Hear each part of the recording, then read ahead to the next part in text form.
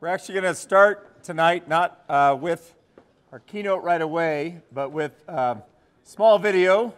It is going to be part of the rollout of a presidential chair, Colorado State University presidential chair, the Professor Brian Wilson Chair.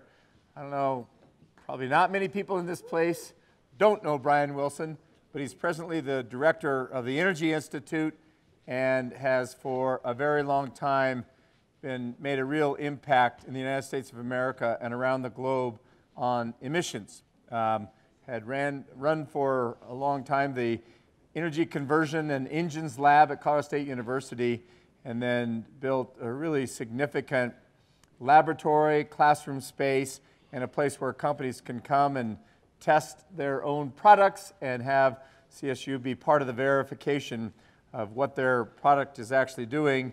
I've worked with a lot of people in my life, and I think Brian may be one of the most gifted people I've ever met. And so when I saw the announcement that Bohemian was actually going to endow a chair in his name and make it a presidential chair, which is a $6 million endowment, I thought that was highly appropriate given just what an asset he's been for the globe on so many things related to energy and engines and so forth. So before we start the video, let's just give Brian Wilson a big round of applause if we can.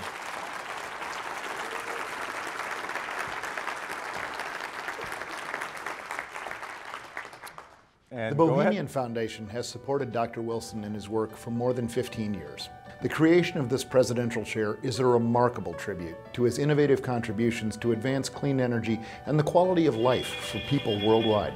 Bohemian learned through this experience with EnviroFit and working with Brian Wilson that it could possibly be doing bigger things across the world and basically make the world a better place. We need cost-effective solutions that allow us to get increasing access to energy without continuing to degrade the environment. It's difficult to name a faculty member whose work more fully embodies the spirit of the land-grant mission than Brian Wilson. He's an outstanding educator who, with his students and colleagues, has used the university as a platform for doing great things that transform and advance our world. The Powerhouse, the Engines Lab have accomplished many things already. It's set up to do even greater things in the future. He's spearheaded innovations like clean-burning cook stoves and two-stroke engine conversion kits that are reducing pollution in the developing world. And the Powerhouse is a remarkable facility that's helping researchers solve the world's clean energy challenges. I just want to say thanks to Pat, to the Bohemian Foundations, Bohemian companies, and their staff for the long journey that we've had together. Not only supporting our work here in energy, but really supporting Colorado State University as a whole, but really building Fort Collins and Northern Colorado into what's become a really incredible place to be. The Brian Wilson Presidential Chair ensures that exceptional, dedicated faculty working in this field will be able to carry on Brian's legacy for generations to come. Congratulations, Brian. And thanks once again to the Bohemian Foundation for your vision, generosity, and support for this critically important work. There you go.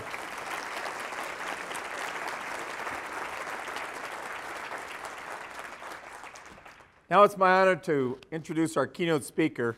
Amory, just as a nod to you, this is the first time I've ever done an introduction using technology.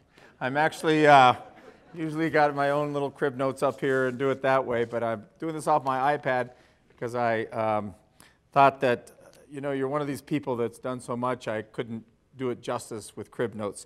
Amory Lovins is co-founder and chief scientist of the Rocky Mountain Institute, arguably the world's most influential energy think tank that this year is celebrating its 35th anniversary.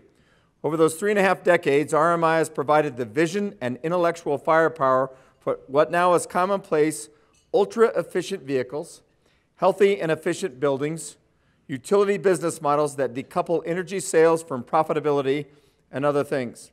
And above all, illuminating a path towards cheap, ubiquitous, and non-polluting energy, growing economies, and creating opportunities across the globe. Much of this began well before RMI was created in 1982. In the wake of the 1970s energy crisis, Lovins wrote a landmark article for Foreign Affairs. It's called Energy Strategy, The Road Not Taken. In 1976, it described the two energy choices, the hard path, continuing to rely on centralized energy generation, and the soft path, combining energy efficiency with a shift to renewable supplies. The article became the journal's most reprinted article and led President Jimmy Carter to invite Lovins to the Oval Office to have a discussion that helped form the president's energy policy. Over the years, RMI, which began in Lovins' home in Snowmass, Colorado, now operates out of a net zero energy building in nearby Basalt, along with offices in Boulder, New York City, Washington, D.C., and Beijing. On the occasion of RMI's 35th, I am inviting Amory to come up and talk a little bit about his 35 years at RMI, about his looking at the past, but really your vision for the future. I had the chance to be with him when they celebrated his 35th anniversary and heard Tom Friedman interview Amory about that. And so Amory's going to present to us about his vision for the future, and then I have the opportunity to play Tom Friedman tonight after that, Amory. Thank you very much.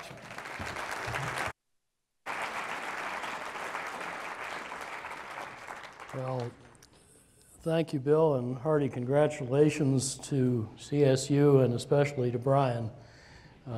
Been a long road, and I can't wait to see where it goes next. I'd like to sketch some broader context about the energy transformation that we're all creating together. So let me look back a little bit. Ford's auto industry and Edison's electricity industry and Rockefeller's oil industry changed the world. But if Ford and Edison took a very long nap on one of their car camping trips together and woke up now and saw their industries today, they would recognize almost everything except the electronics. And yet their industries faced vast disruptions because we got 21st century technology and speed colliding head-on with 20th and even 19th century institutions, rules, and cultures. So I'd like to sketch how the first two of these great industries are coming together to eat the third one. As we might imagine, Ford mischievously muttering to Edison, "Let's see what happens when electricity displaces gasoline. Then those electric cars add flexibility and cheap distributed storage that help the grid accept more variable solar and wind power, while the electric cars make batteries cheap for everybody, enabling distributed solar everywhere, and all replacing giant power plants and their fuels." Energy savings, to start there, deliver more global energy services now than oil. They're the biggest energy source in the world. And in this country, since '75, they have saved 30 times as much cumulative energy, 2/3 through smarter technologies, as all renewables have added. But efficiency is just getting started. In 1975, our government and industry all said that the energy needed to make $1 of GDP couldn't go down.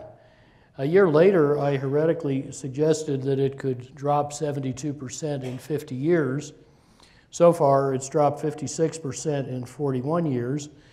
And yet, just the innovations already added by 2010 can save another threefold, twice what I originally thought, at 1/3 the real cost.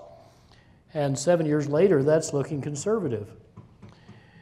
That's partly because optimizing vehicles, buildings, and factories as whole systems can often make very big energy savings cost less than small or no savings, turning diminishing returns into expanding returns. For example, my wife and I live 7,100 feet up in the western slope near Aspen, where temperatures used to dip as low as -47 F. But our house does no combustion. That's so 20th century. Super insulation, ventilation, heat recovery, super windows that insulate like 14 to 22 sheets of glass, but look like 2, cost less than 3. Make it 99% passive solar heated, 1% active solar, and eliminating the heating system more than paid up front for the efficiency that displaced the heating system.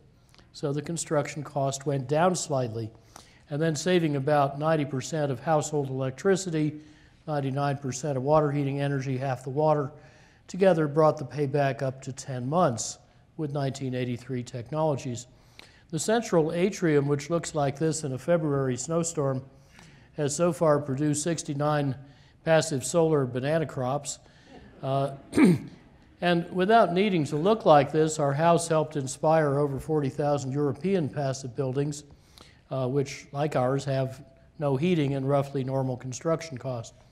This turns out to work from Old Snowmass to Bangkok, a climate range that includes nearly everyone on Earth. But wherever you live, integrative design gives you many benefits from each expenditure. So the white arch at the top of the upper middle photo, holding up the middle of my house, has 12 different functions, but it has only one cost. Such integrative design is how our Empire State Building retrofit saved 38% of its energy with a 3-year payback. But 3 years later, our cost-effective retrofit of the Byron Rogers Federal Center in Denver saved 70%, making that half-century-old complex more efficient than what was then the best new U.S. office at NREL in Golden, which in turn is less than half as efficient as our own new net positive no mechanicals office in Basalt. And yet its technologies all existed over a decade ago. What's mainly improved is not so much technology as design, the way we choose and combine technologies.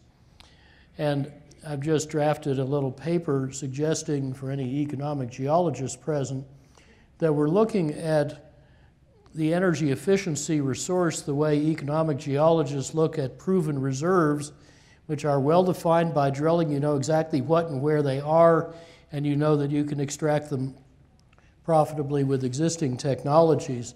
But then there are inferred and hypothetical and all sorts of other categories which turn out, this is where the analogy breaks down, in the case of energy efficiency, it turns out the part we've left out, the majority of the resource, is actually cheaper than the part we're exploiting, because it comes not from adding more or costlier widgets, but from taking stuff away, from using fewer, smarter widgets that are more artfully chosen, sequenced, and timed.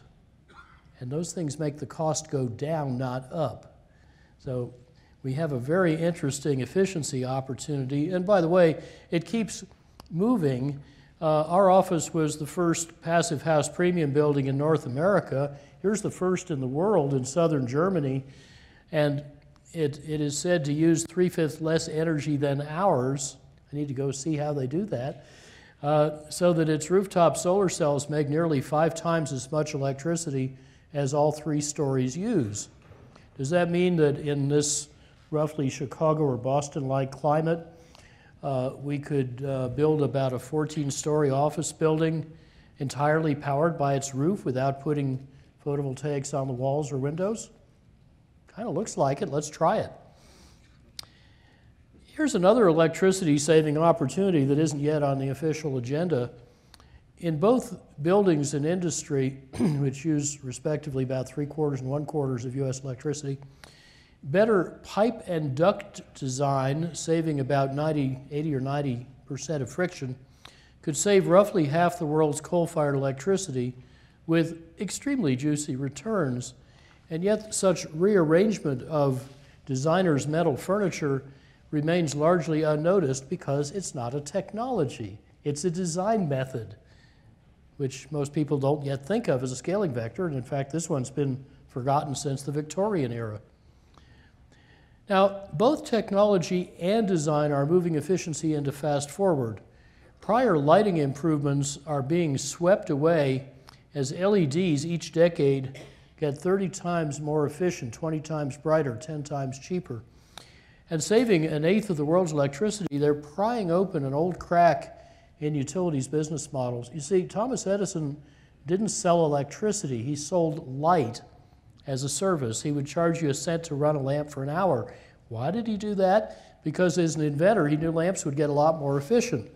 And when that happened, his cost of producing light would go down and his profits would go up. However, he was overruled in 1892, and all utilities I know, except in the street lighting business, now sell the commodity kilowatt hours when customers want a service or an infrastructure, and like, you know, hot showers, cold beer. So the result is that when you get more efficient in using the electricity, it doesn't cut the utilities' costs as Edison would have had it. It cuts the utilities' revenues. And oil and gas companies use the same flawed business model when they're selling molecules, while what you want is services like mobility and comfort. Big problem. By the way, what else changes this fast? Well, LEDs inside out are PVs, photovoltaics, now less capital intensive than Arctic oil. And in the past 5 years, they've done a meteorite strike that has made solar and wind power cost less than the dashed lines at the bottom. That's the cost of the fossil fuels fed into U.S. power plants, and we're thereby making old coal, gas, and nuclear plants often uneconomic to run. Now, powerful disruptors are converging on the electricity industry from at least 8 directions, and these 8 Pac-Men of the apocalypse move fast. They don't just add, they exponentiate. They're not lone wolves, they hunt in packs. They multiply quickly, and they can gobble half of utility revenues in the 2020s. And together, they're creating an alien competitive landscape faster than most utility cultures can cope. Over 3 years ago, all central power plants were called dinosaurs, and the full quote was, "Too big, too inflexible, not even relevant for backup power in the long run." Who do you suppose said that? Hint, it wasn't Greenpeace. It was actually Union Bank of Switzerland. And now a whole new wave of Pac-Men is coming over the horizon. For example, super cheap breakthrough batteries like the solid-state polymer electrolyte alkaline battery that Bill Joy's backing are coming faster and making distributed storage, including EVs, potentially so cheap that rooftop 24/7 solar power could make the grid a stranded asset, just like telco copper. Blockchain technology is redesigning the rules of the game on how we distribute and transact electricity, quietly overhauling utility billing, certificates of origin, demand response, transactive energy. Basically, it can make markets clear and grids balanced from the bottom up, not from the top down. Our global utility consortium on blockchain will open app writing in 2 days from now and start rolling the apps out in early 2019. And then wasteful reactive power, both phase and shape, could be eliminated system-wide by very fast and efficient real-time compensators, freeing up grid and generating capacity, reducing energy losses, costs, emissions. And then there's IEEE's 14-year-old standard 1547 that's been in federal law now for 12 years, even though many, probably most utilities still prohibit you from using it. But when you can use it, it lets solar customers island and keep running and sustain their service while keeping line workers safe in a grid outage. And customers may increasingly insist on that sort of resilience. After all, they've already paid for it in any modern inverter. They just need to be allowed to use it. Oh, by the way, why do our gas stations not work when the grid goes down? Oh, it's because we forgot that Energy Secretary Charles Duncan in 1980 cut the ribbon on a West Chicago gas station whose pumping ran on solar power. We ought to do that for every gas station in the country so that mobility and gensets don't depend on the electric grid. You know, it's usually a good idea to sell customers what they want before someone else does. And customers are figuring out they can use less electricity more productively and more timely, make their own, even trade it with each other. For example, Dutch customers can buy renewable electricity directly from other customers on this peer-to-peer website of Van de Bron, literally from the source. It's like a music file swapping website, but it's for electricity. And a utility executive I know living in Holland decided to buy his electricity from the guy at the upper left because the price was right and it's a really cute piglet. So then at Christmas he gets a long handwritten note from his electricity provider. What utility is going to compete with that level of customer intimacy? Meanwhile, U.S. wholesale electricity prices are now widely undercut by the average long-term fixed prices of both wind power and solar power. And even without their temporary subsidies, which are generally smaller than the permanent subsidies to non-renewables, unsubsidized wind and solar at or below about 3 cents a kilowatt hour, which I've graphed as asterisks, are now winning in global markets, just as they do here in Colorado. And they keep getting better. Just in the 7 years to 2015, taller towers and better rotors made U.S. wind power resources 2/3 bigger.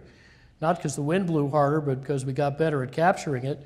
And that spread competitiveness of wind power from the dark blue to the light blue to the orange zones. In other words, to every state in the country, to every state in Germany, obviating one, if not both, of Germany's big transmission corridors, because now best renewables far away can often no longer compete with lesser renewables nearby without the extra cost of building lines. My colleagues and I, by the way, are now confident they can get unsubsidized 0.5 to 1 megawatt community scale distribution connected ground mount PVs down to about 3 cents a kilowatt hour. Modern renewables also scale up in a fundamentally different way. Traditionally, we used to build these giant sort of cathedral-like power plants that would take many years to license, design, build. But meanwhile, you could spend roughly the same number of billions of dollars to build each year a photovoltaic factory, which each year thereafter will make enough solar cells to produce each year thereafter as much electricity as your cathedral ultimately will. So run that experiment for 10 years and you're 15-fold ahead on electricity produced so far, and then it runs away after that. This helps you understand why solar output worldwide is scaling faster than cell phones. Just to give you the scale, in 2013, China added more photovoltaic capacity than the U.S. had added cumulatively since developing the technology 59 years earlier. 3 years later, China has doubled that pace. They're adding 3 football fields per hour. That included 11 gigawatts added in the month of June last year. And when renewables get cheaper, we buy more. So they get cheaper, so we buy more.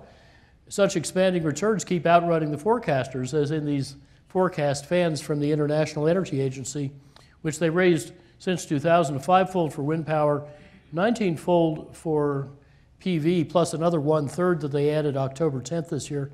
But they're still falling short of reality. In 2016 alone, modern renewables, excluding big hydro dams, added 55% of the world's new capacity. They got $242 billion of asset investment, 2/3 of it private. And in 2016 alone, the low bids for Mexican utility-scale photovoltaics fell 37%, and for European offshore wind power, 43% in 1 year, less than a year. So anything you studied this spring is already obsolete. And yet we're still told that only coal and gas and nuclear plants can keep the lights on because they're 24/7, while wind power and PVs are variable and thus supposedly unreliable. But of course, variable doesn't mean unpredictable. Here's how accurately the French grid operator in a stormy winter month forecast a day ahead what the nation's wind power would produce. And I'll bet they wish they could forecast demand that accurately. And indeed, the whole reason we built the grid is that no generator is 24/7. They all break. And when a big one breaks, you lose 1 billion watts in milliseconds, often abruptly, often for weeks or months. So grids manage this intermittence by backing up failed plants with working plants. And in exactly the same way, but often at lower cost, grids can manage the forecastable variations of solar and wind power by backing up those variable renewables with a portfolio of other renewables, all forecasted, integrated, and diversified by type and by location. So in Texas, which has a tough climate, no big hydro dams, it's not connected to the rest of the country, a 2050 summer weeks expected loads can get a lot smaller and less peaky with efficient use.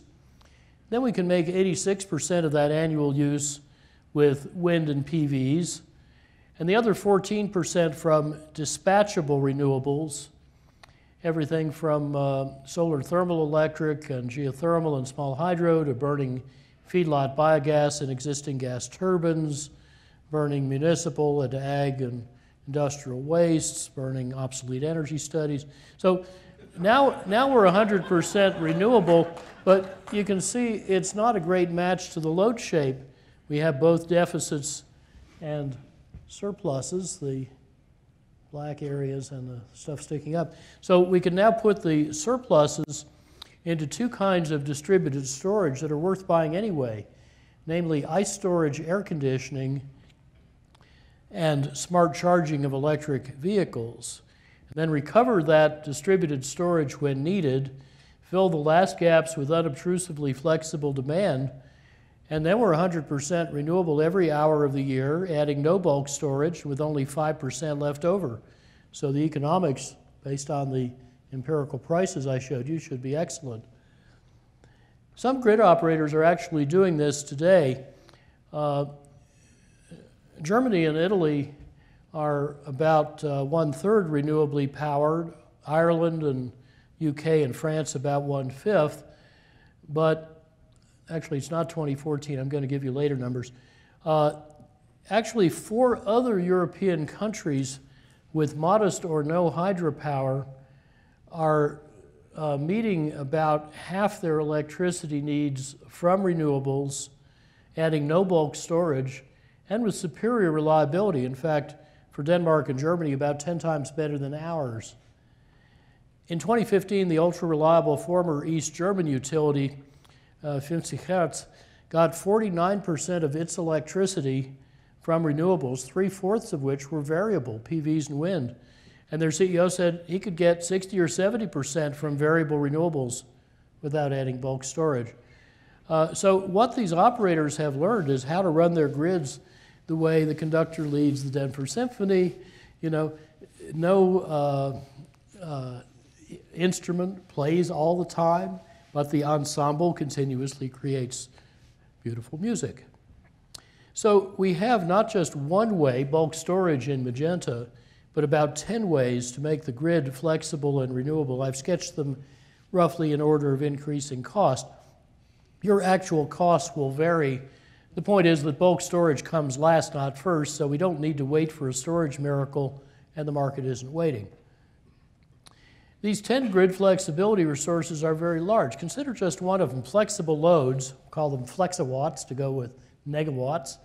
Flexawatts can shift electric power demand over time and space as grid operators use perhaps Wi-Fi connected customer devices to flatten load shapes and even to harness storage already distributed in thermal mass of buildings. So the supposedly problematic duck shape of Magenta net load here as people come home in the late afternoon just as PVs go away, that can be actually more than eliminated by systematically adding 8 kinds of flexawatts. And when you're done, this is in the Texas grid in 2050, you've conveniently cut in half the summer daily load range, saved 1/4 of the non-renewable capacity, made renewables 1/3 more valuable, and it's about a 5-month payback.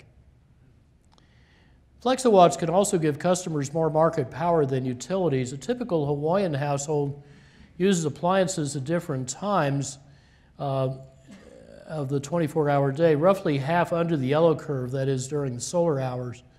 But the utility tried and failed to prohibit solar hookups. Then their next bright idea was they wanted to let you hook up, but they'll confiscate any solar surplus you generate and not pay you for it. How might you expect angry customers to react? Well, probably they'll buy from the same vendors little plug-through boxes that make your appliances smart so they can scrunch 80 or 90% of your loads conveniently into the solar hours. Then the utility loses most of its intended windfall and most of its ordinary revenue. So this anti-solar tariff, like all 6 that we've studied, turns out to be a well-aimed boomerang, which will actually speed and expand solar adoption by educating and annoying the customers so they leave the grid faster. Now next, if you want to make the grid an optional convenience, just add electric vehicles. They will enhance grid flexibility and save money, air, oil, and climate. Their global sales grew 60% in 2015, 42% 2016, when China sold more EVs than the world had sold 2 years earlier and launched tenfold growth over the next 5 years. Bloomberg expects EVs to save a couple of million barrels a day of oil over the next 6 or 8 years. That's enough to recrash oil prices just as new frontier projects come on stream. And then save about 13 million barrels a day by 2040. That's 9 times Exxon's top forecast. They can't both be right. But those forecasts do not count India and Germany targeting 100% EVs by 2030. And they don't fully count 4 EV accelerators that are already in play. Ultralighting, more on that in a minute, it saves up to 2/3 of the costly batteries. Fee-bates, similar to policies that made 1/3 of Norway's new cars electric, 50 times the US share. We should do them here. Monetizing EVs' value as a grid resource. It's worth about enough to repay half the total cost of an EV. And any of the new business models with high asset utilization, shareable, autonomous, mobility as a service, all of those strongly advantage electric traction. So as batteries so far nearly 4-fold, or GM says 5-fold price drop in the last 5 years continues, EVs are going to reach sticker price parity in the 2020s using lithium, and with solid polymer electrolyte they could actually be cheaper than today's cars. So you know that could cut materials cost about 95% below lithium. So abundant cheap batteries, of course, imply distributed solar everywhere, much distress for the gas industry, vast distributed storage, and demand flexibility. It's a very different world. By the way, EVs become cheaper and can spread faster if we first make autos 2 or 3 times more efficient. The carbon fiber electric cars I invented 25 years ago, we designed 17 years ago. Toyota used our methods 10 years ago to design as a 3-fold lighter plug-in hybrid. Those entered the German market in 2013. The one I drive is already profitable for BMW, which says its carbon fiber is indeed paid for by needing fewer batteries. And then when you got fewer batteries, they would charge faster.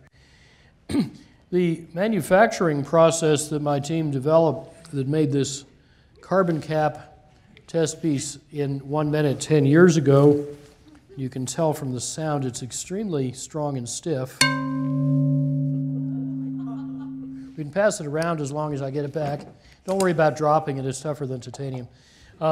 That process, which we sold to a tier 1 in Germany, can now make a complex 2x2 meter complex part in 1 minute. And as you pass that around, just meditate on this little point. If we made all US light vehicles in this way, it would save half an OPEC or 1.5 Saudis worth of oil at under $10 a barrel. And that's because the ultralighting is approximately free. It's paid for by radically simpler automaking with 80% less capital, and also by a 2/3 smaller propulsion system. Now, meanwhile, autos are morphing from pigs, that is, personal internal combustion, gasoline, steel-dominated vehicles, to seals, that is, shareable, electric, autonomous, lightweight service vehicles. Now I just need a graphic artist to do the morph. These 2 changes in technology and 3 changes in business model are all simultaneous. They're all mutually reinforcing, and they're all happening, led actually by China and India, which are radically speeding this global mobility revolution as this country nears peak car ownership in the next 5 years. So there is a perfect storm brewing for the oil and car industries. Meanwhile, also, even as we get mobility completely off oil by 2050 at historically reasonable rates, the U.S. building stock can also become 3 or 4 times more efficient, saving $1.4 trillion net present value with a 33% internal rate of return. The savings are worth 4 times their cost.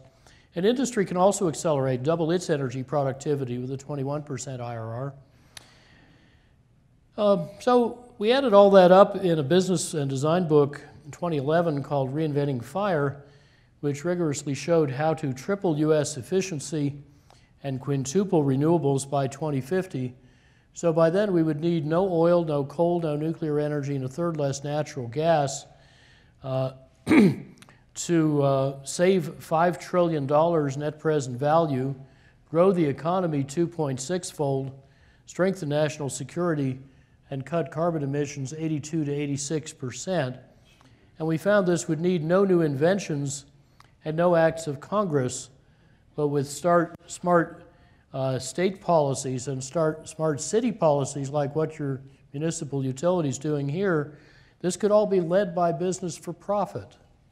And that seems to be what's actually happening. The first 6 years of this 40-year journey are on track, not because Congress told everyone what to do, but because the private sector smells the $5 trillion on the table. That's exactly what should be happening. These best buys also turn out to be the most effective solutions to big global problems that hazard every country's security and prosperity. And if you like any of these outcomes of Reinventing Fire, you could support that transition without needing to like every outcome and without having to argue about which outcome is most important. So focusing on outcomes, not motives, can turn gridlock and conflict into a unifying solution to our common energy challenge. Stimulated by those U.S. findings, at the G20 a year ago, China's National Development and Reform Commission, which writes and enforces the 5-year plans, published its roadmap for China's energy revolution, aided by Berkeley Lab, Energy Foundation China, Rocky Mountain Institute. And it details how China can save over $3 trillion, run a 7-fold bigger economy in 2050 than in 2010, using today's energy 7 times more productively, shift the supply 2/3 off fossil fuels, 83% in the power sector, emit 42% less carbon, burn 80% less coal, and get 13 times more GDP from each unit of fossil carbon. This roadmap strongly enforced the 13th 5-year plan, whose energy authors were our customers. So if we extrapolate these on-track U.S. findings and adopted Chinese findings to the other half of the world, cross-checking against similar results in Europe, it looks like the world could achieve about a 2 Celsius degree climate trajectory while providing the same or better energy services about $18 trillion cheaper net present value. And then reinvesting some of that in natural systems carbon removal could get us to about a 1.5 degree trajectory, still with trillions of dollars left over, plus huge positive externalities, and making climate protection not costly but profitable ought to simplify the politics. Both electricity and hydrocarbon suppliers face existential risk. So understandably, their managers are focusing on making sure that price exceeds cost.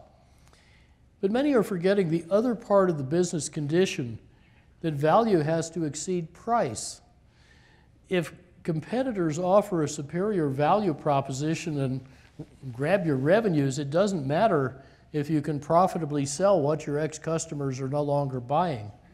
So managing this risk and the rapid cultural change that it requires is really a formidable leadership challenge. As Jack Welch said, if the rate of change on the outside is greater than the rate of change on the inside, the end is near. And when that value proposition changes, markets can flip with breathtaking speed, as Tony Seba illustrates. On Fifth Avenue in New York in 1900, you have to look hard for the first car. There it is. 13 years later, you have to look even harder for the last horse, and I'm not at all convinced there's a horse in this picture. The horse and buggy industry thought they'd have decades to adapt. They didn't count on Henry Ford's making the Model T 62% cheaper in 13 years. They didn't count on car-owning households soaring from 8 to 80% in a decade because GM and DuPont invented this newfangled thing called car loans that financed 3/4 of the new cars. So where are we now? Well, our PV modules just got 80% cheaper in 5 years. 3/4 of our rooftop solar is innovatively financed. Ford's and Edison's industries are merging to eat Rockefeller's industry. The horse and buggy thinking is dangerous. It's still pretty common, though, as my old late friend, the ex-oilman Maurice Strong said, not all the fossils are in the fuel.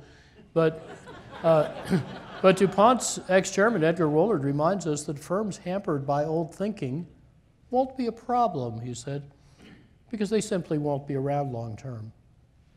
They're forgetting that the pace of transformation, as these pictures brutally illustrate, is set not by incumbents but by insurgents who are not inhibited by the incumbents' cultures, business models, legacy assets, or inertias.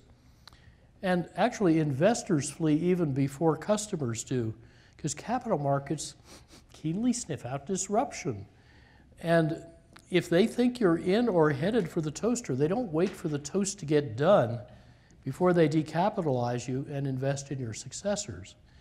That's now underway. Here's the relative share price performance of one new and two old automakers with all about equal market cap now, Tesla, Ford, and GM, even though Tesla's only making 1% as many cars. They must have something else going for them. So to conclude, the energy transformation that I've summarized is not just fundamental, it is elemental. The first industrial revolution was the age of carbon, creating our prosperity and the world's mightiest industries from coal and oil and gas. But now, that obsolete age of carbon that served us so well in so many ways is giving way to the modern age of silicon. Silicon microchips, telecommunications, software turn people from isolated to networked, systems from dumb to smart. Silicon power electronics make electricity interconvertible and precisely applicable, replacing fiery molecules with obedient electrons. And silicon solar cells enable the ascent of energy from mining the fires of hell to harvesting the breath and radiance of heaven. I hope these remarks will stimulate a lively conversation. I want to thank you all for your good work and your kind attention, and let's see if I said anything controversial.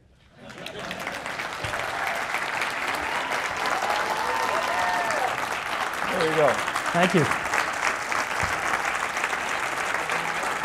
Thank you.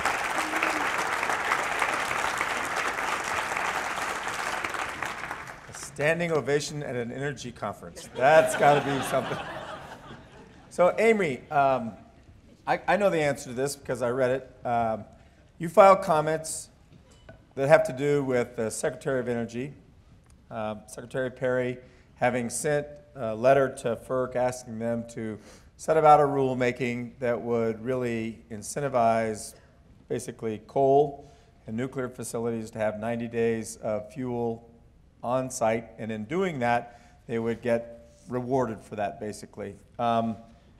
This is something that is right now in the public mix, and I'd love to have you summarize your thought about this, because this is a big part of sort of our national energy policy, and you have a very definite thought about this. Well, I would urge any of you that really want the details to look up our comments to FERC went in 23 October in their public record. I was a bit surprised to find how inside out the policy proposal was. Of course, the Secretary has no authority to command FERC, only to put something on their agenda. And I'd be surprised if he got the votes, and if he did, it wouldn't stand up in court. But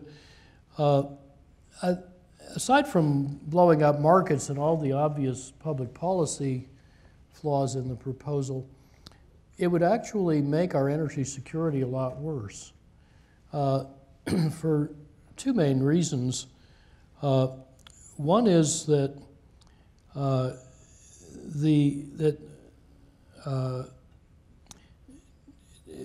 the problem it tries to solve is hardly a real problem.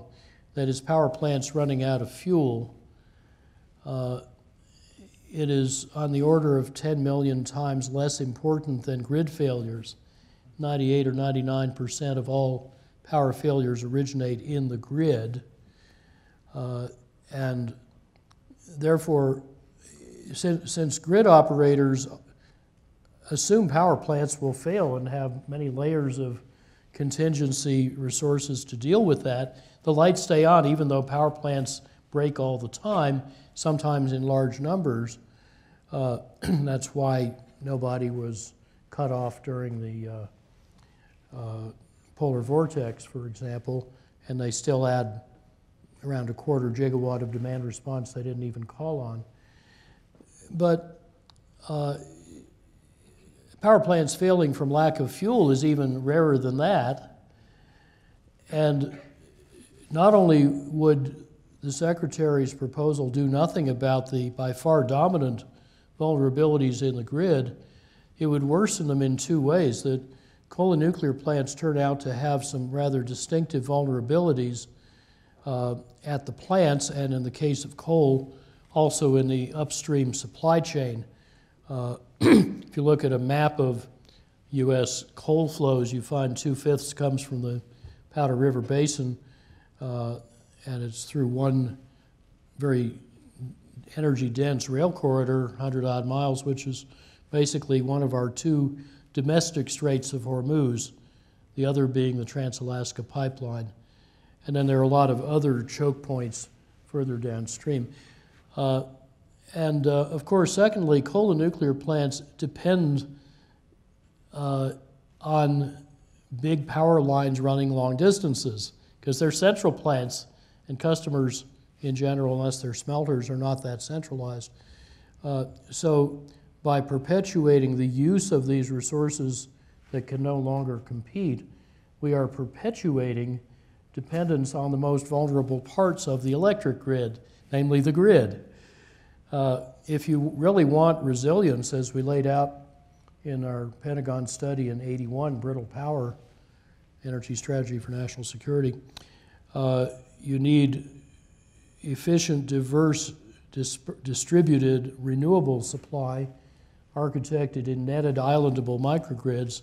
So even if the grid fails, it can disconnect fractally, run critical loads from local resources as best it can, and then when the grid comes back, resync and reconnect. That's what my house has done for the past few decades. It is the Pentagon strategy for keeping bases powered so they have mission continuity. Isn't it odd that many, maybe most of our utilities prohibit our citizens from using the same resilience strategy and techniques that the Pentagon has adopted for its bases? You know, they need their stuff to work, so do we. So you've done a lot of work with actually the Pentagon, with the Department of Defense. I see Andy Bookman, who ran the DoD Energy blog, sitting right here. Yes, he was a panelist earlier. And so, you know, why is it that DoD sort of has gotten this the way they have in terms of your work with them, and you know, why has a lot of this stayed inside the DoD and not been normalized across sort of America? Well, they're by far the national leader in our federal government in deploying renewables and many kinds of efficiency because they need it operationally. And of course, they extensively use expeditionary renewables. You may remember it was then General Mattis who famously messaged back to the Pentagon when he was commanding Marines in Iraq, unleashed me from the tether of fuel, because his fuel logistics were holding back his advance. The tankers couldn't keep up with the tanks. And we have lost over 1,000 service members in convoys hauling mainly fuel to forward bases, and that fuel is mainly wasted. You don't have to be an engineer to see what's wrong with this picture. The best way to defeat an IED is don't be there, right? Right. Get rid of the convoy by getting rid of the need to haul the fuel by putting efficiency and renewables forward. And indeed, our expeditionary forces have done this very successfully. But exactly the same logic applies to our bases and facilities in America and all over the world.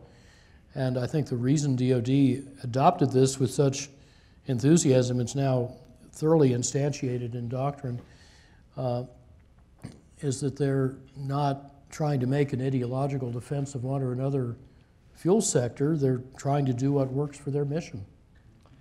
So you're interesting because you've been a clean energy advocate for so long, and a lot of people in the advocacy world for clean energy come out of the environmental movement, but you're really a markets guy. You believe in the operation of markets. But the one thing as a considered tool. As a considered tool. One thing markets don't decide is timing. And so what I'd like you to just comment on is whether or not you feel good about the timing of the market transformations that you've talked about, the transitions that this is about, this conference, this symposium about energy transitions. Are markets doing their job in dictating this transition in a timely enough way? We're allowed to work, yes, but policy or other factors can get in the way. And also, I love markets as doing what they're good at, short-term allocation of scarce resources. They were never meant to substitute for politics or ethics or faith. I remarked in Natural Capitalism with Paul Hawken that markets make a great servant, a bad master, and a worse religion. So there's a lot that's beyond the boundary of what we can expect markets to do.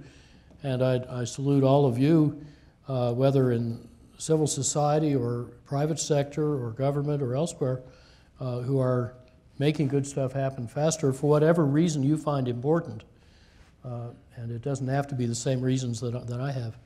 So I saw an interview of you recently where the interviewer asked you if you were optimistic or pessimistic about our future, and I found your answer fascinating, so I'm going to repeat the question. Well, Dave Brower taught that optimism and pessimism are different sides of the same coin, the same irresponsible surrender to fatalism, in which you treat the future as fate, not choice, and don't take responsibility for creating the future you want. So instead, my colleagues at RMI and I live and strive in a spirit we call applied hope. And if you go to our website, rmi.org, and search on Berkeley, because there's actually 2 documents there called Applied Hope. Berkeley's the longer one. You'll find a little commencement speech on that theme. It's applied hope. It's not theoretical hope. It's not mere glandular optimism. It's taking choices every day to make a world worth being hopeful about. And that's a very practical pursuit, which many of you are well engaged in. Like that old activist said, St. Francis of Assisi, preach the gospel at all times. If necessary, use words. And let's see, there was the English author who said, to be truly radical is to make hope possible, not despair convincing. So, at RMI we do solutions, not problems. Transformation, not incrementalism. We're practitioners, not theorists.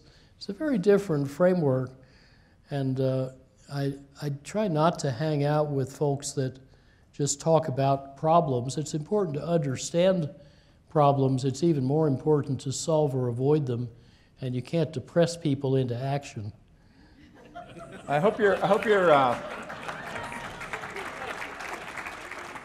I hope you're around for a panel we have tomorrow, I think of 10 or 12 CSU scientists that's just about solutions and Could great be. work that's happening. Yeah, and remember, as Frankie LePay says, that hope is a stance, not an assessment.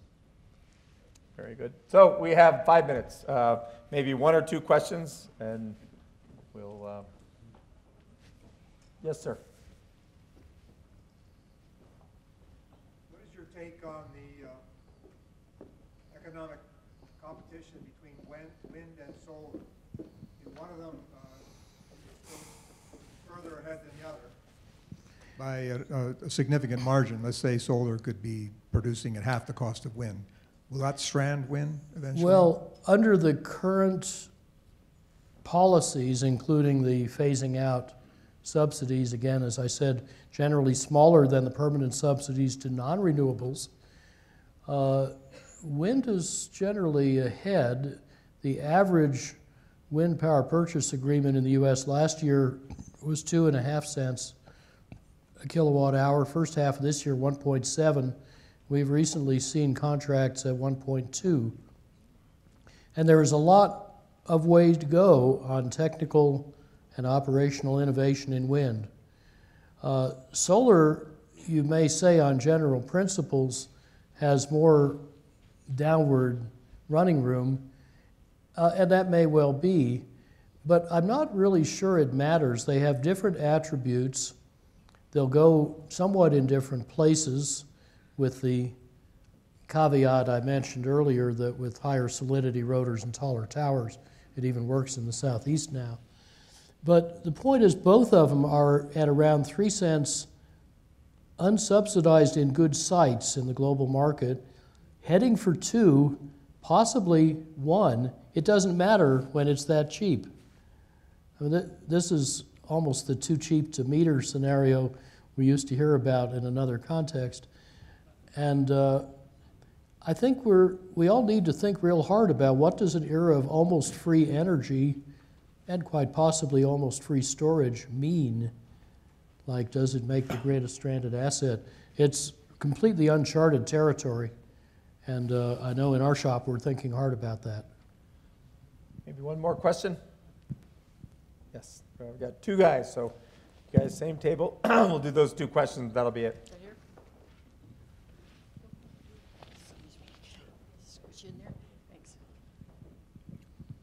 Okay, my question deals with when you talk about wind or solar, how much of wind can you rely on, or what's the percentage between night and day? Wind doesn't stop at night.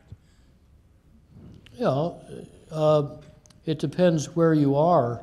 In some places there's a diurnal rhythm to wind, like some of the California passes with wind going in and out of the desert. In some places it's not that well correlated, so there's no general answer to the question, although I will say 2 things. First, that wind and solar are more often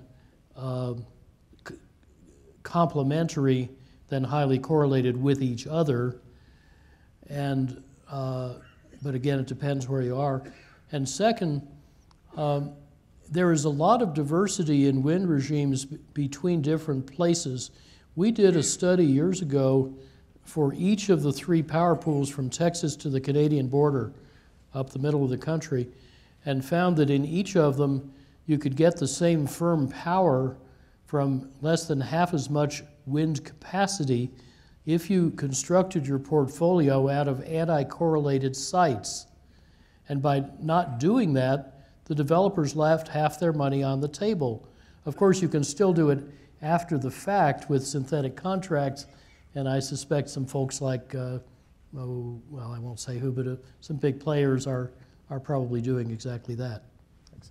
Last question.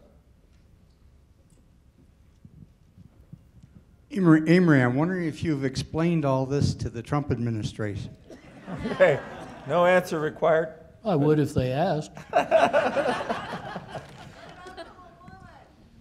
Well, the FERC comments and some I put into EPA on CAFE standards do tell the story if somebody reads them.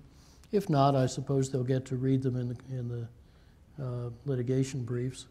We don't sue anybody, but others might. So with that, we're going to end on a high and happy note. Amory, I'm going to tell you a little story about Amory to end. I was governor of the state, giving a speech. Amory was sitting in front of me, and I talked about converting from coal to natural gas and this clean air, clean jobs. And Amory texted me, which was okay. I had my phone in my pocket. And then he said, "Read your phone." This is while I was speaking. So I took out my phone and I read it, and Amory had said, "We've saved more in carbon emissions from energy efficiency measures from 1972 or 73 until the date that I was giving the talk, which was 2010, and how much more we'd saved from coal to gas." So Amory feels very confident about instructing people who are presidents or governors or whatever. And even, I would say, not just instructing, but in the kindest and most benign ways, interrupting. That's the kind of guy he is. He's been that way his entire career. This nation, this globe, owes a whole lot to Amory Lovins. Thank you very much for being here tonight.